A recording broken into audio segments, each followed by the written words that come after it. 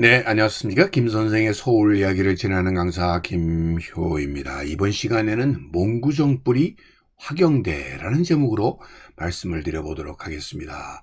여러분들 화면 속에서 보고 계시는 것이 지금의 한남대교와 동호대교 북단의 강북 강변도로와 그 뒤로 보이는 도모 터널 위쪽으로 여러분들 유엔 빌리지로 대표되는 이 한남동 지역을 여러분들이 보고 계시는데요. 이 한남동의 산 봉우리인 몽구정이라고 하는 정자가 있었고, 그 자락이라고 하는 의미로 몽구정 뿌리라고 이렇게 불려졌었던 곳이 화경대라고 보시면 되겠습니다. 화경대라고 하는 것은 결국 이 저승 입구에 있어서 살아있을 때 지은 일을 그대로 비춰주는 거울이라는 이런 불교 용어에서부터 나온 것으로 마치 한강이 거울처럼 맑게 비쳐 보인다 하여 화경대라고 이렇게 일컬었다고 보시면 되겠습니다. 현재 이 성동구 옥수동에서 한남동으로 넘어가는 이 독서당로 그 고갯길을 일찍이 화경고개라고 이렇게 불러왔었다고 보시면 되겠습니다. 경주 오부도에서 보게 되면 한양도성 남쪽의 목멱산에서 동남쪽으로 이렇게 가지쳐 흐르는 산줄기 중에 한 자락이 자리 잡은 지역이 바로 이 화경대 지역이 되겠는데요. 바로 이 목멱산에서부터 이루어지는 산 자락에 해당이 되어서 일찍이 이곳에 한강진과 두모포가 자리 잡게 되었던 지역이라고 보시면 되겠고요. 이 건너편에 지금의 신사동 지역에 이 사평리로 넘어가는 길목에 해당된다고 보시면 되겠습니다.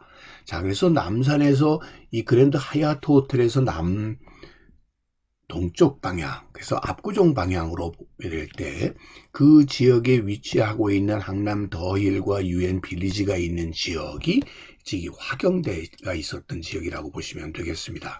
그래서 남산 타워로부터 하얏트 호텔을 거쳐서 이 한강 동남쪽을 바라보고 있는 이 지역이 한남동 지역이 되게 되는데요.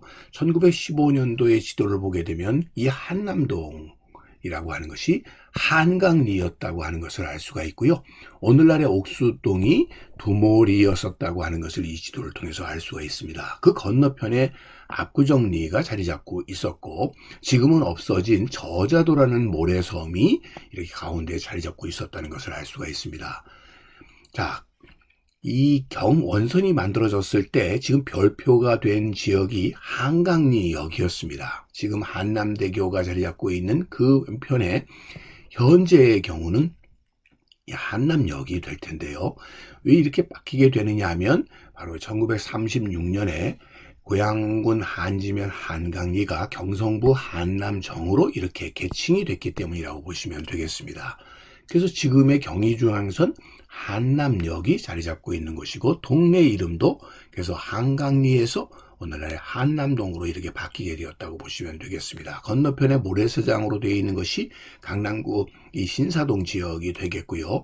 이 하얗게 보이는 부분이 옥수동 지역, 이것이 오늘날의 한남동 지역이라고 보시면 되겠습니다. 그래서 옥수동에서 한남동으로 넘어가는 이 고갯길, 이것이 화경고개에 해당이 된다고 보시면 되겠습니다. 1918년 지도에서 다시 한번 확인을 해보게 되면 이렇게 사평도라고 불리웠었던 한강리에서 이 지금의 신사동 쪽으로 넘어가는 사평리로 넘어가는 곳에 현재는 한남대교가 놓이게 되었던 곳이라고 보시면 되겠고요.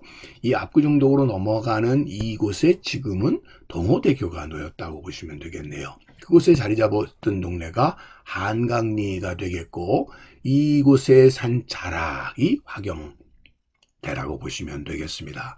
자, 이렇게 남쪽 한강을 끼고 남쪽으로 풍광 좋은 위치에 자리 잡고 있었던 것이 바로 이 화경대가 되겠는데요. 일제강점기에 일본군 장교 관사로서 이 화경대에 이런 관사가 지어지게 되면서 이곳에 이런 외국인들의 마을이 형성되는 시초가 되었다라고 보시면 되겠습니다. 그러던 것이 해방 후에 적산으로 몰수되었다가 한국전쟁 후에 이승만 대통령이 유엔 파견 기술자와 주한 미군에게 이어지면서 자연스럽게 유엔 빌리지라는 이름이 붙게 되었다라고 보시면 되겠습니다. 1960년대 이후에 각국 대사관들도 자리 잡게 되었고 외국인들도 이곳에 터를 잡다가 80년대 이후에는 정치인, 재벌들도 이곳에 들어오게 되면서 아주 선호되는 이런 동네로 자리 잡게 되었다라고 보시면 되겠고요. 한남동을 대표하고 있는 주거지인 유엔 빌리지라고 하는 것은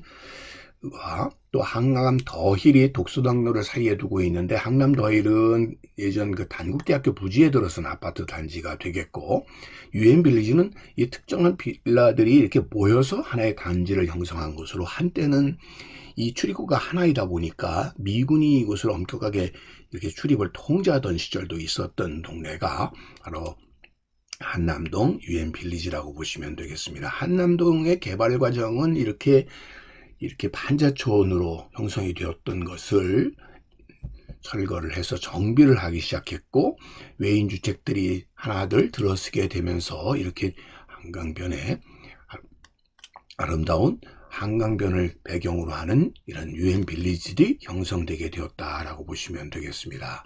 자, 그래서 지금 현재 이렇게 유엔 빌리지의 모습을 이렇게 내려다본 사진을 통해서 1990년대의 모습을 확인해 볼 수가 있겠고요. 오늘날에 이렇게 한남동의 대사관조와 고급 주택가로 자리 잡게 된 오늘날의 이 한남동의 모습을 우리가 확인해 볼 수가 있겠습니다. 이 과정에서 여러분들 주목하실 것은 바로 이 화경대의 위치가 될 만한 곳으로 얻을 수 있는 것이 오늘날 독서당 어린이공원 위치가 되겠고요.